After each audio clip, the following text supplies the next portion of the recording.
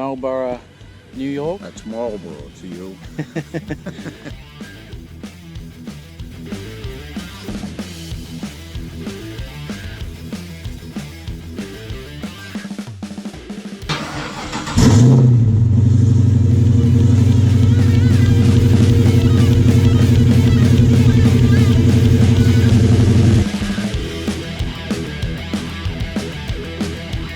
The downside is that now Rick is driving my car. That is the big negative. And last night he was driving my 62 Savoy, and at every traffic light he did a massive burnout. Don't believe it. I wouldn't do that. Oh, no, I got witnesses. Payback is a bitch. Is it on film? No. That it didn't happen? No,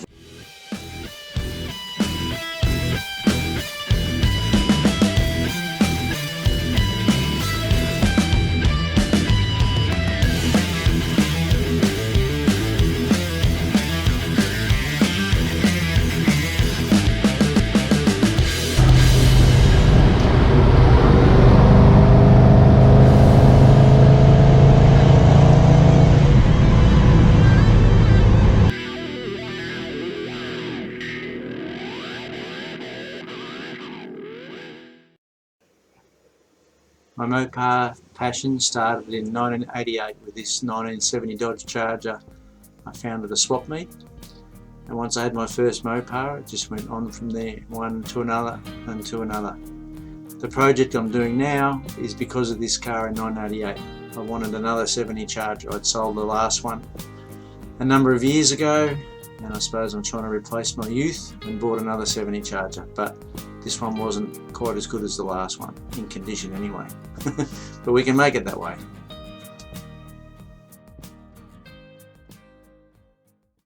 A 1970 Dodge Charger that I got out of Adelaide in Australia, which is unusual, buying it locally. This car is a bit of a beast and needs quite a bit of work. In fact, this is just some of the parts piled on top of the car that's going to need to be put into the car.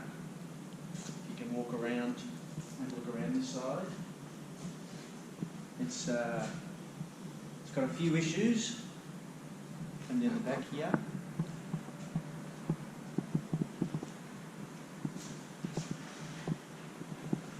So the plan is, basically we're going to have to put a whole new back on the car, roof skin. Although the roof skin's not that, this is the new one.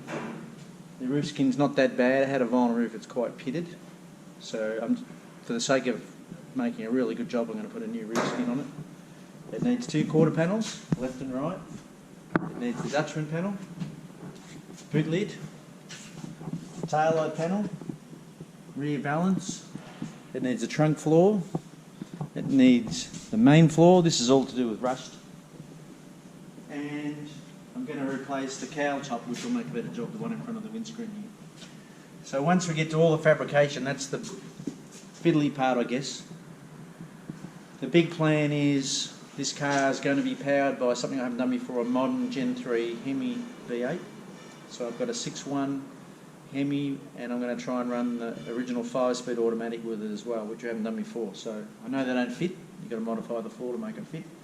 That's a hurdle I've got to cross later. So this is early days. I literally haven't started yet. I've collected all the parts. I've got all the sheet metal. I've got another car. I bought an SRT Chrysler, an 08, for the driveline and parts to do the conversion. And it's just a matter of starting one end and going to the other. So it's going to be a very big project, biggest one I've taken on for a while. So I'm looking forward to getting into it. A little quick update. We've been in the middle of disassembly for a while. So it's starting to show more things. Like any car restoration you do, when you get into it more, you find more stuff. So if you walk around, you can see some of the things that are coming out. This we already knew we were going to replace, which replaces right down here, so that's no problem. The roof we're already going to replace, the quarters we're going to replace, the floors we're going to replace. Have a look at that, it looks like a dog's breakfast. But it's only in the sheet metal. I know I keep saying that. It's an easy fix. So, although it looks like Swiss cheese, it'll be quite easy to replace the whole floor. As you come around the back here, you can see, now the daylight's on it, you can see a bit more of the trunk floor, what's left of it. It's beautiful. Come back here and have a look at the back taillights here. So the beauty of doing these cars today is everything's available. So we can buy this new, all this we can place all new, the new floor, roof skin, you can buy everything brand new. So it makes a big difference to restoring the car. So still, luckily, so far the structure looks good. So the main chassis rails look solid. I won't know 100% until I really pull it apart properly. So this side's all pushed in, but this is how it was. And this door we haven't been able to open yet. This door's been shut since I bought the car. I haven't worked out how to get it off yet. Anyway, just a quick update. Bit of an update on the 70 Charger. Been working away, cutting out rust, grinding, filthy, dirty, horrible job, but somebody's got to do it. So I'll just give you a bit of a look what we've been up to.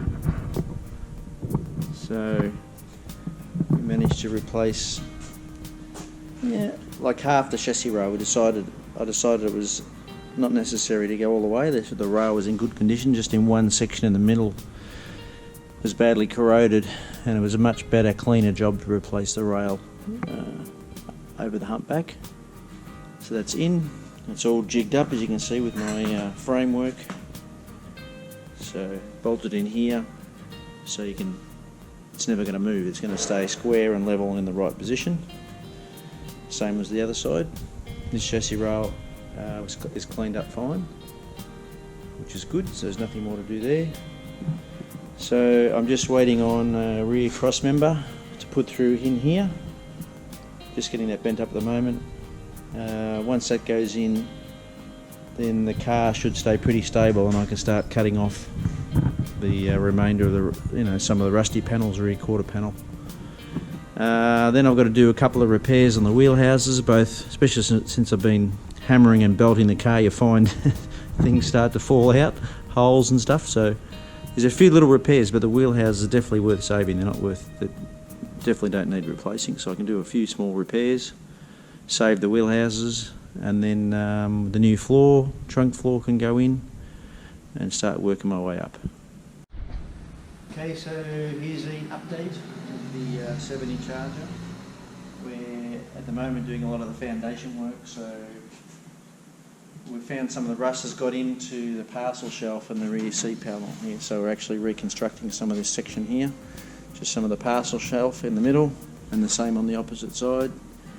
And then next, I've got to start deconstructing all this and work out how I'm going to remake some of it, replace some of it. So I haven't got to that point yet. I put in 2 new chassis rails. I end up deciding this rail wasn't really good enough, even though it looked like it would clean up. I decided better to replace it. So it's got 2 new rear rails, new rear cross member. I made that one myself, and it's a heavy duty one. It's thicker than factory. That should stiffen it up a little bit. This is all nice and strong now, all lined up in its right place. A bit more work as I've done on this side here. So soon we'll be looking into unpicking the rest of the floor, the boot floor, and around the wheelhouse. And I've got to do a couple of repairs on the wheelhouse, change the boot floor and the floor extensions that come down here. It's just all about foundation work. So once the foundation's set, then I can move on to the fun stuff, which is putting the bigger sheet metal on. When I get to that point, initially it's going to be just loading all the panels on, putting in self-tappers here and there, the screws to sort of hold it and get an alignment and get an idea of what gaps and see how all the panel work's lining up. So that'll be something to look forward to a bit later on. Anyway, that's the latest update. Very good. Okay, continuing on, 70 Charger project. Still cutting and grinding, which it will be for a while. I'll just turn around and show you what I've been up to. At the moment we have removed the full boot floor. So it's just a bit more cleaning up, preparing for the new one to go back in. I removed, unpicked the boot floor from the wheelhouses both sides. I've got a couple of little small patch repairs. The wheelhouses are repairable. These little patches are easier than trying to replace them, and will certainly come out okay. Also reconstructing the rear parcel shelf. So there's a big box that goes up underneath here that I need to rework So when the back panel goes on, it's got a box that all supports it. So there's a bit of structure there that needs a bit of work. But I can't commit to anything until I'm going to line all the panels up, get all the gaps before I commit to loading that in. But the little project I'm doing right now is a wheelhouse repair. So once again, a bit of nibbling on the wheelhouse, but still workable. So we've had a little patch up here, which I've done. Now it's rusty on the corner, and obviously here, and down here, and the inside lip's gone. So what I'm going to do is make a strip. I'm going to make it curve to shape. I'm going to start from here, and I'm going to make it go right down here and curve underneath down there. So I'm doing that on the stretcher shrinker. I've folded up a bit of steel, sheet metal, made it a little bit bigger than what I need, because it's easy to trim down after. And I'll show you stretching and shrinking that on the machine now. So it's going forward.